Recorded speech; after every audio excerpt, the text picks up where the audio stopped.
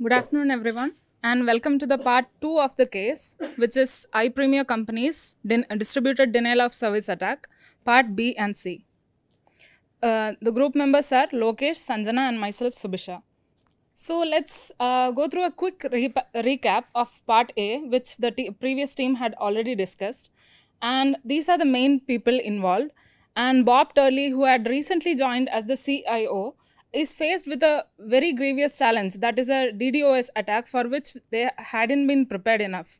So these are the people. Jack Samuelson is the CEO, and he had already warned Bob Turley about the operating procedures deficit which is there in the company, which he had to tackle. But this was in the back of Bob Turley's head. And there is Joanne Ripley, who is the operations team head, who is running behind the hosting data company and the iPremier. And there is the CTO, Tim Mandel. There is the legal counsel, Peter Stewart, and Warren Spangler, who is the VP of Business Development, who is right now very much thinking about the stock prices rather than the security measures. So the story till now is that iPremier is one of the top 2 retail chains that are existing right now, and most of these customers used credit card information. That is why they are very much worried about whether the customer data has been leaked or not. So this company had an intense work culture in which only talented people, only the younger people were retained mostly. And the technical architecture, they were not giving that much importance, and they had given it to a hosting company, a third party, QData, which had outdated architecture, and the staff attrition rate was very high in QData as well. So the attack, which was a DDoS attack, and this complicated the system because there was no detailed logging as such, which was there in the iPremier company. And they had not invested in good firewalls to defend such a attack of bigger scale. And there was, as we have seen, all these contingency measures like BCP, IRP, DRP, nothing was implemented and in place. So the end of the attack was automatic, and basically iPremier had no role in it, and they were unsure in part A whether the firewall was breached or not, and they were also unsure whether the customer data was leaked or not. So there are only 2 options, either to shut down and rebuild completely, or disconnect temporarily from the internet, or continue as usual. So basically these are the reasons that went wrong. That is why iPremier has come to this situation. The technical issue is that there has not been any detailed logs till now. So the recovery part is very difficult as of now. And there are many DDoS protection softwares that are existing in the market, but none of them have been used by iPremier or QData.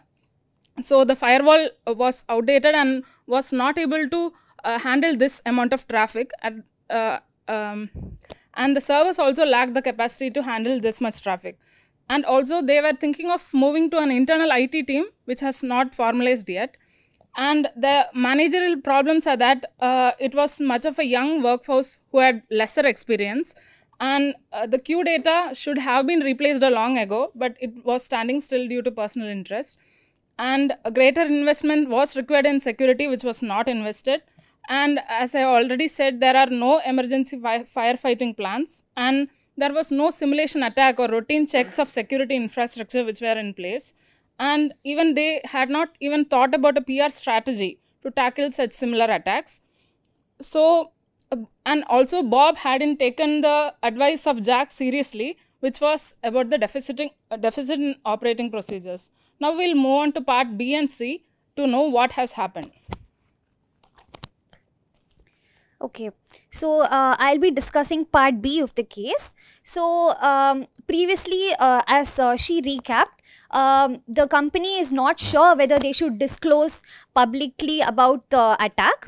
So what iPremier actually does is, a few hours after the attack, they actually disclose publicly that they have been a victim of the DDoS attack. And the attack lasted for a period of 75 minutes, around midnight. And post this, they actually implemented new security measures, And this is actually more reactive rather than proactive, as we saw in today's class. So I'll be discussing about the security measures in the following slides. And one important thing to be noted here is that they were not sure if the firewall is breached or not. So they try to gather evidence whether the firewall was breached or not. So how did they do that? So they examined files on every production computer, and it was examined on the basis of the identity and the size. That is probably the name of the file, that is to check the identity, and the size of the file. But they did not check whether the contents of the file were altered or replaced, and they didn't have a mechanism to check that. So now Ripley, who is the operations team lead, had to make a decision in such an uncertain situation. And he recommended that all the production computers had to be shut down, and they should be disconnected from the internet, and they had to rebuild the software system using the developmental files. So these development files were less likely to be tampered, so they were used to rebuild. So let's see what they actually do. So first, the security measures instituted were, they restarted all the production computer equipments. So these were done in a phased manner, because if all were done at the same time, it would cause inconvenience to the customers. Next, they conducted a file-to-file examination. So this was done to ensure whether all the files were actually existing in the computer, in the system or not. Then they had a study on the technology solutions. This was done to see whether the files, all the files were present, and whether the content was altered or not. They also had a project to move to a more modern hosting facility. They modernized the computing infrastructure to build a more sophisticated firewall. They brought additional disk space and enabled high levels of logging. So as she mentioned earlier, they had actually disabled detail logging. And this was done because this would cause a performance penalty of 20%. So the company actually wanted to focus on performance, and they did not pay much attention to the security measures, which was again a mistake that the company did. And the next, they also trained more staff in monitoring software. So training the staff is extremely crucial, because they should be aware whether the attack has happened, what type of attack it is, and how they should react to the attack. They created an incident response team and practiced a simulated attack. So they actually had talks about an incident response team to be instituted earlier, but they did not implement that, which was now implemented. They retained a cybersecurity consulting firm, and they instituted third-party security audits. Okay, so now, as I mentioned, Ripley's recommendation was to disconnect all the production computers from the internet, rebuild the software systems from scratch, and this would actually take a time period of about 24 to 36 hours to completely rebuild. So obviously this had a lot of confrontation from others, and there were other recommendations such that one was building a new site from a new facility from the developmental files, and later, once the new site is ready, the old site can be switched off. So, so now it is a time that we need to take a decision whether to go for Ripley's recommendation or whether to go for the resistance. So now I want to ask you guys which you think should be the option that they should go for. Can I have like a raise of hands of those who think option 1 is better?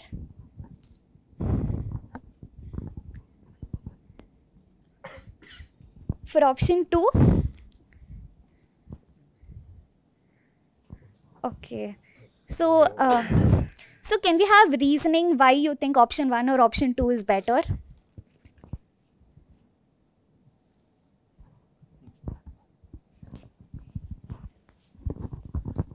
If you go with option 1, there will be a shutdown of minimum 24 hours to 36 hours of the business.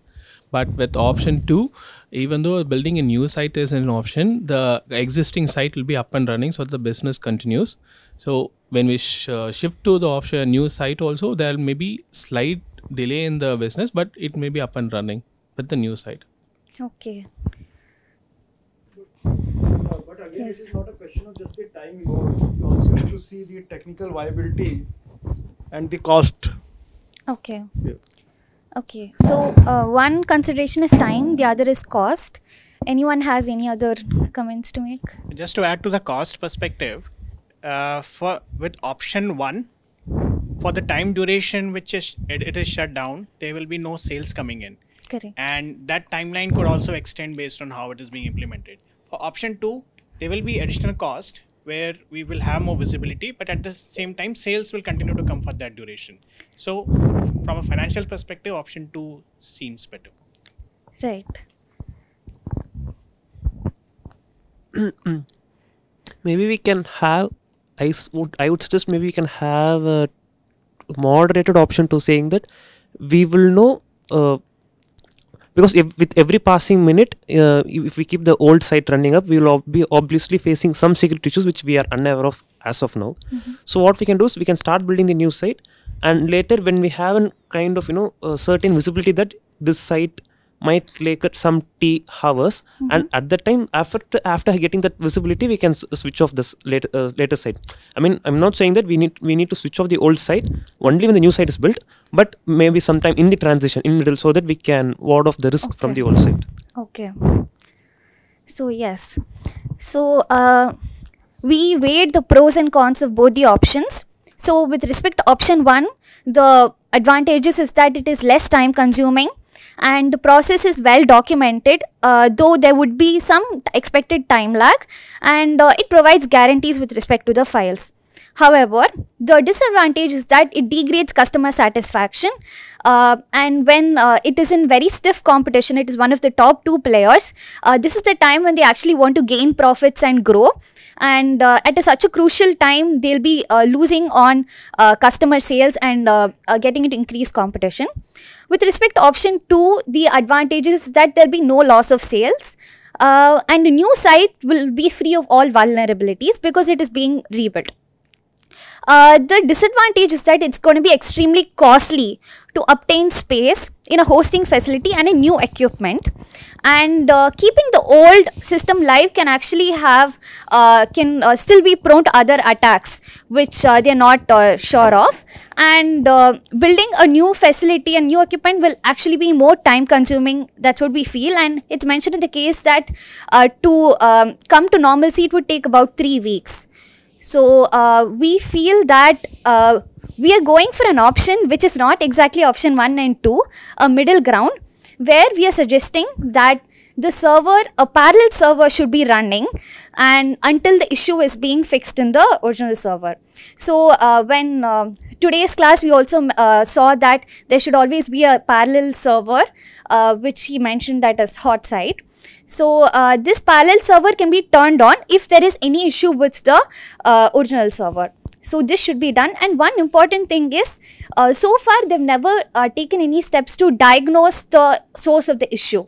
So this also has to be implemented. So moving on. Can I ask a question? Yeah. Sure. Okay. Yeah. So your solutions, your options you created are quite fine, because that is a debate that is there in the organization. So some are opposing this shutdown for 1 to 1.5 days, and instead suggesting that, well, build a separate site but run the business as usual. Okay, so that is of course advantages because nobody knows business got disrupted, but the concern is coming from the technical person. You can see Ripley is not just not satisfied because you don't know. And I think the specific problem here is that they examine the files and all files are there. For example, file names are correct. That is checked. But they are not sure if the file contents have changed. Yes, exactly. So in that case, again, they are not sure there was intrusion. There was actually new files installed or old files, existing files tampered. Correct. They do not know. They only know that all the files with the same names exist. Correct.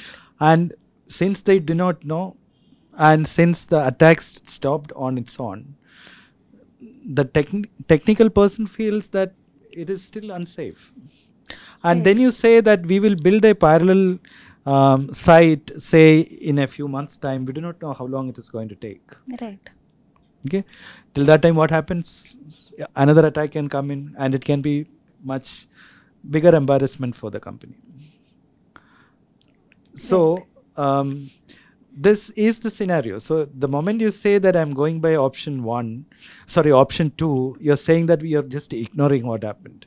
We will just build a new site and keep it ready whenever an future attack happens. But what's the guarantee that an attack will not happen tomorrow?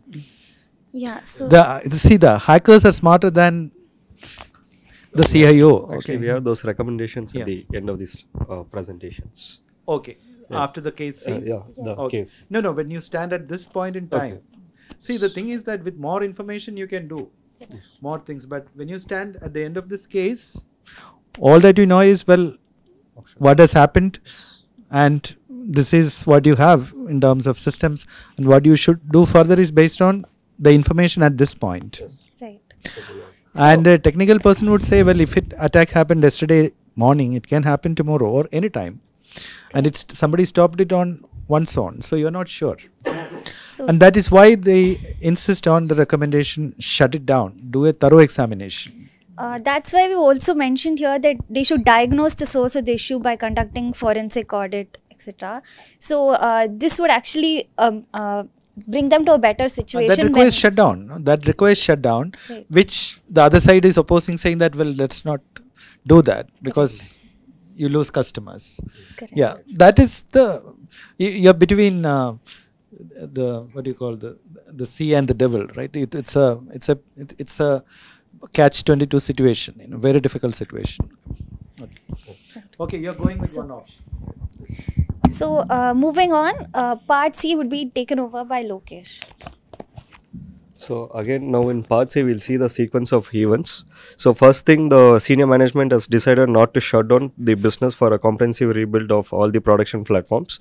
And then the second step, what they do is they have accelerated building the new site with whatever the available resources and instruments is currently at the site, which is not affected. After 2 weeks, there is an incident. There is a call from an FBI agent saying that the iPremier is attacking their competitors. And the source is from one of the systems which is inside the iPremier company. It's in the production site. So what happens is only then they go and check the file and they kill the file. So they say that's when they recognize that the firewall has been penetrated. And they also assume that the hackers have misdirected their attention, saying that since it was suspiciously, it was stopped, the attack was stopped, and they didn't receive any further requests. So they thought that the attack is over, but they didn't expect this type of attack to be done. So it's the attacker, so it's called as the suppressing the fire during the retreat.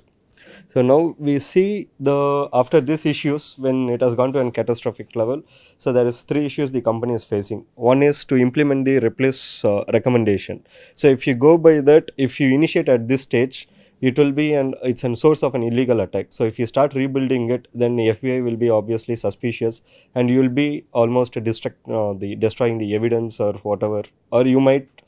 The evidence of, although you are not attacked, it will still be shown that you are the attacker. So if you do that, this is one of the issues. And then the second issue is how to handle the situation between the iPremier and the market top. So definitely market top, the company is going to file a lawsuit against the iPremier. And here the question is how the iPremier will approach and what they are going to say the market top to convince them or to get them on the same tracks of understanding. And also there is another issue on what they have to say publicly. Their database server has been compromised, and also they couldn't identify any potential significant individual customer who have been affected, and neither they are not sure whether the data cards numbers, the credit card numbers are stolen or not. They are still in the dilemma, and they are also perplexed whether this could have been happened or not. So that is the other issue. And if the credit card data is stolen, then also again there will be a lawsuit filed for the violation of the credit card processing agreement. So now coming to the Ripleys recommendation. So do you any of you have any suggestions on what she should do further, or what to do with the options available? how the issue can be solved, it is an theoretical. So run the services from a parallel queue data server, since they are the third party services which they have provided, so we can suggest them to give us a separate server, and which could be fixed immediately by all the development files we have, and keep the site running. And during that development site, we since it's an e-commerce website, so we can allow the customers to surf and not make any credit card payments until the issue is fixed. And if the product is really needed at any emergency, like within 2 or 3 days, they can go for a cash on delivery. So that is more safer rather than not giving the credit card details. And then how to handle the situation between the iPremier and the market top. So here it's the question of the trust between the iPremier and the market top. So we can request the FBI to conduct a diagnosis at the iPremier company and share the report with market top.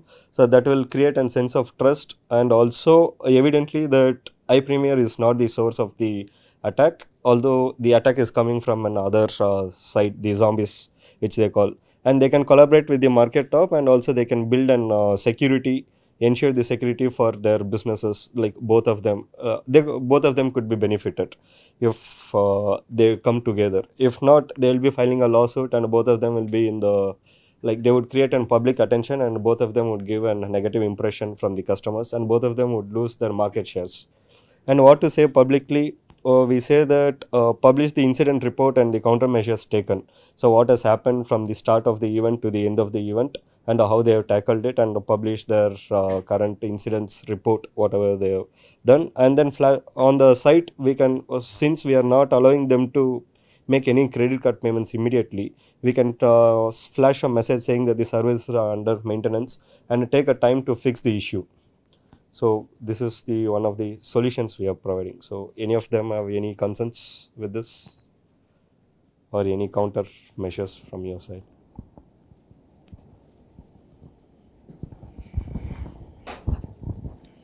Thank you. That was very enlightening. Sir, apart from what they have told, so even if you start off with a parallel server, there is no guarantee as the same attack will not happen on that server, and that server will not be able to prevent the same. Yes. So the question comes that how do you prevent it?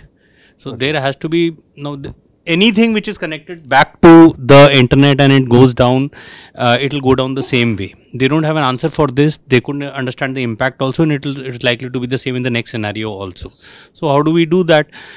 So in this thing, the only probably the critical part was the credit card information and banking information. So the aim is to separate that from that particular server, and I think the solution lies in that the financial information which is there needs to be segregated and should not have a direct access with the digital platform basically. So therein comes that maybe it requires a more analogous method of keeping record, and there has to be some kind of human interface which has to intervene over here, so that even if the next system gets breached, or any other system, you can connect in any number of systems, you can have any amount of firewalls in this thing. If it is connected to this digital platform, or it is a digital platform, it is likely to get affected. So human interface and more analogous means maybe the answer to protecting this. Yes. So before going to, like, I can answer that, but after no, it's not slides, a question. After 2 slides, we'll provide you more detailed like recommendations. So before going to that, we have 2 incidents, recent incidents, which is taken currently. So one is the Microsoft services, which has been affected now in the last 2 days previously. So what Microsoft immediately they did is they went publicly, and on the Twitter handle they published that they are facing this incident and they are going to fix it, and also they are given an updates on each time what is happening. So that creates a sense of trust among all the business, and almost all the business are dependent on the Microsoft Teams and the Microsoft services. And here there is a report saying that the major affected services is the Outlook and their website, and then the Excel, and the locations are highlighted. Probably it's not visible, I guess. Those are Bangalore, Chennai, Hyderabad, India, Nagpur, Mumbai, and Delhi. So these are the locations which are majorly affected, and now the businesses, it has to keep running on. So what they do is they go for this. They told that they have isolated the problem to network configuration issues, and we are analyzing the best mitigation strategy to address this without causing the additional impact. And within 2 hours, they were able to fix this issue, and the services were on, and the business were back. Now here in the next slide, we will see how the businesses and the employees have been reacted. So here one of the maybe the employees, so they took a vacation. So they say that Microsoft Teams has stopped working, which means that work has stopped. So it's a kind of break for them, but they didn't like what I say, they didn't have any other issues. They just needed a break. So this 2 hours gap, it was a break to him. And then there are few other responses for privacy. We have blanked it out. So it says, come on, it's up now. Why did you fix it so soon? The days when Exchange was on Prem were better. At least the outage used to be for few hours, but they fixed it within 6 to 9 minutes. So they were very well advanced, and they had a good protections, and the firewall updated. And because of that, they were easily able to fix the issue. And there is another response which says that thank you for the service down. Spent all the day solving the issues for the full inbox and enterprise plan. And here you see he is ready to move to Google for an 1 TB plan. So Google is also one of the email services Google and Microsoft they provide, and it's still a competitor. So they are ready to move to other plans if the issue is not fixed in a quicker time. And also you can see that the stock at the time when the incident was reported, the Microsoft stock has dipped for almost $20. So this is the kind of impact a business can have when such incidents it occur in the real scenarios. And next we see one of the major cyber attack, the DDoS attack, which Google has faced. So on it was in the last year on June 1st, 2022. The Cloud Armor customer was targeted with a series of HTTPS attacks, which peaked at 46 million response requests per second. So how they tackled this, they had a tool called as Cloud Armor Adaptive Protection. It was able to detect and analyze the traffic early in the attack life cycle, and it blocked the attack, ensuring the customer service stayed online and continued the servicing their end users. So they didn't shut down their businesses. They let the customers, their businesses and the other customers to be online, and they didn't affect their usage. So there were, as our Vijay sir told, there should be some functions which should be like segregated. So here one of the function is they allow them to stay online and use these certain services, but the backend they were fixing it. So how the attack was stopped? One is the rate limiting capability to throttle the attack. So here the rate limiting, they had a protection and they had a rate limit saying that their server could accept only 1 million requests per second. But here there were 46 million requests per second. That's how they detected there is an breach, and they controlled it. So by they were already aware of these attacks which is happening, and they controlled it. So what happens is here the layer you can see the 7 layers which is mentioned. So the 3rd and 4th layer is where the infrastructure layer is getting affected, and the 6th and the 7th layer is the application layer based attack. So here the Google were facing an infrastructure layered attack, so which is on the 3rd and the 4th layers, and then they had an defense in depth strategy. So which means they had to control, they had a different controls for each of the layers. So they didn't have as a package, they didn't go on for like one single, for each layer there was a protection, and that's how the hackers were able to attack the 3rd and 4th but not the other layers. So here they also had the threat modeling, that is practicing the attack, and as we saw that red, blue and the purple strategies. So they practice the threat modeling, and that's how they build their own practices. So here they had a proactive and they had 2 options, proactive and reactive strategies, but they were not reactive in this case. It was a proactive strategy which they have used. So this is the case we have gone through, and now we go on for the recommendations. So before that, any questions? Yeah, this is really good current insights you have brought to the analysis, especially about Microsoft and Google and how they are really transparent and competent, professionally competent to face cyber attacks, and which is evidenced in public. But the only small issue is you are jumping out of context. So here are two technology companies that also world's top technology companies who are competent, technically competent, and then comparing it with a non-technology, we can't say non-technology company, but their primary business is retail.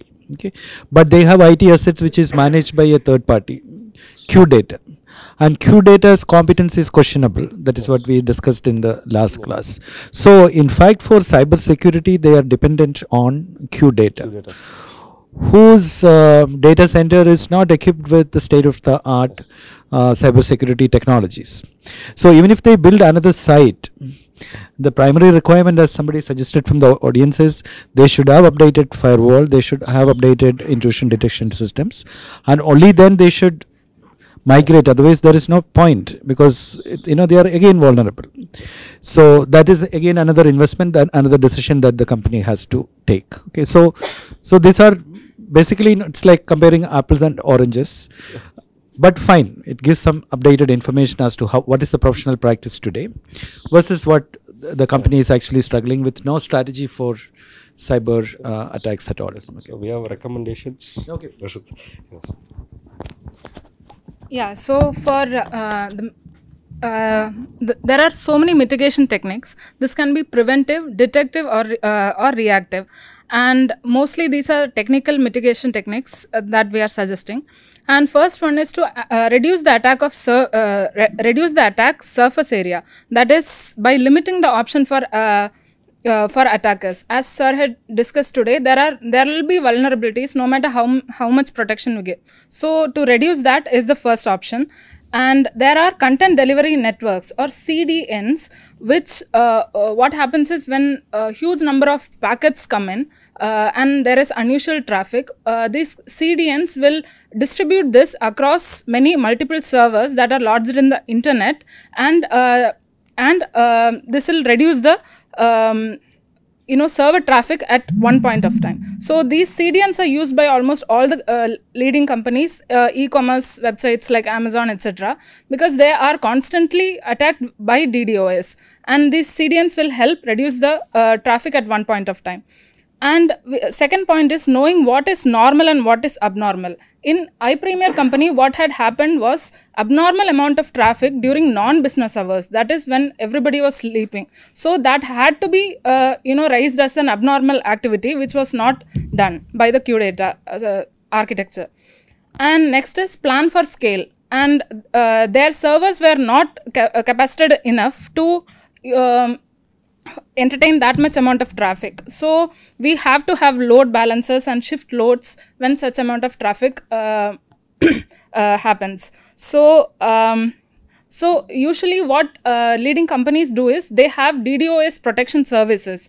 In 2018, when GitHub was attacked by a malicious DDoS attack, what it had is a Akamai Prolexic, which is its DDoS protection software, and this effectively tackle that DDoS attack. So they can also follow that suit, and they have to deploy firewalls for sophisticated application attacks. There are different kind of firewall, and it depends on the cost that you invest, the protection the firewall will give. So there are packet firewalls, there are MAC filtering firewalls, and there are hybrid firewalls. So as we go more advanced, it will give protection against all the vulnerabilities. So they have to go into firefighting mode and invest in these kind of firewalls to see if there has been change in the content of the files, or there is any potential for future attacks. So they have to invest in this. Next. So these are basically management side reactive measures. So once an attack happens, what they have to do. So this CIA is the basis of cyber security. In this, the A, that is availability, wasn't even there in the first place. For example, Ripley didn't have access to the QData server, and they were not letting her in when the attack happened. So that shouldn't be the case, and our suggestion is that they move to internal IT teams so that these kinds of incidents don't happen.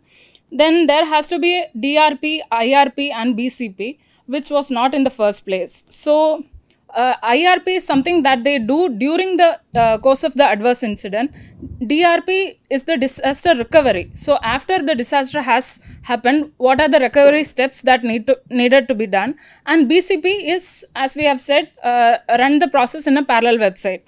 So that was not there, and that has to be implemented. And the hardware and software needs to be updated. For example, there are so many DDoS protection softwares that are existing and being used by all the companies. Like there is Unified Threat Management Devices, UTMs, then there is Express Data Paths. So all this can be implemented by them as well. And the roles and responsibilities had to be othered. For example, when this attack happened, nobody knew whom to contact. They were not even in a position to go for a conference call and have all the all the options being considered at one point of time. So they were confused as to what to do. So as NIST suggests, there is a 7-step contingency management plan that is mentioned in the textbook as well. So there is a contingency management committee, management team, which is CPMT, and there is a champion, there is a project manager, and there are members. So this CPMT team has to be formed in the first place, who will be the first responsible if such an attack happens. So as Sanjana said, the first thing is to be identifying the source of the attack, and immediately forensic report has to be recorded and maintained. And finally, they can also go for a parallel server in which they can keep the business running if this stops. Thank you. Okay, thank you.